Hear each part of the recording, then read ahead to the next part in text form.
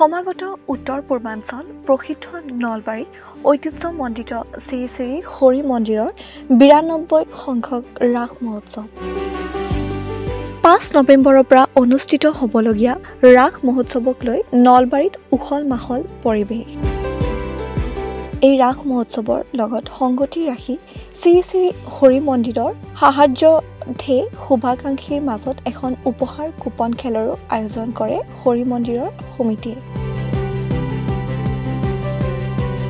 যোৱাকালি সন্ধিয়া এই উপহাৰ কুপনৰ দুটাকৈ মুখ্য কাৰ্যালয়ৰ শুভ উদ্বোধন কৰে হৰি মন্দিৰৰ সমিতিয়ে।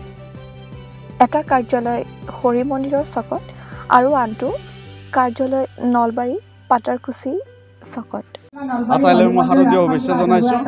লগতে আগন্তুক ৯২ সংখ্যক নলবাৰী ৰাস মহোৎসৱ উদযাপন সমিতিৰ তৰফৰ পৰা সমূহ ৰাইজকে মই শুভেচ্ছা জনাইছোঁ। আমাৰ অহা নৱেম্বৰৰ ৫ তাৰিখৰ পৰা আমাৰ ১৩ দিনীয়া কাৰ্যসূচীৰে আমাৰ এই ৰাস মহোৎসৱ উদযাপন হ'ব।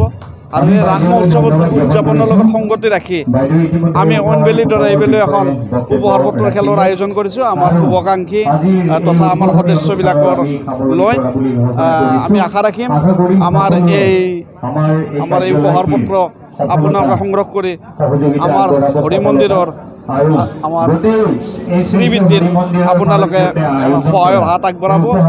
এইটো এটা খেলে নহয়, এইটো ইয়াৰ দ্বাৰা আমি যিখিনি আমাৰ লাভ হয় সেইখিনিৰে আমি হৰি মন্দিৰৰ উন্নয়নৰ বিভিন্ন কাৰ্যসূচী ৰূপায়ণ কৰিম বুলি আমি আশা ৰাখিছোঁ। সমূহ ৰাইজৰে সহায় সহযোগিতা বিচাৰিছোঁ।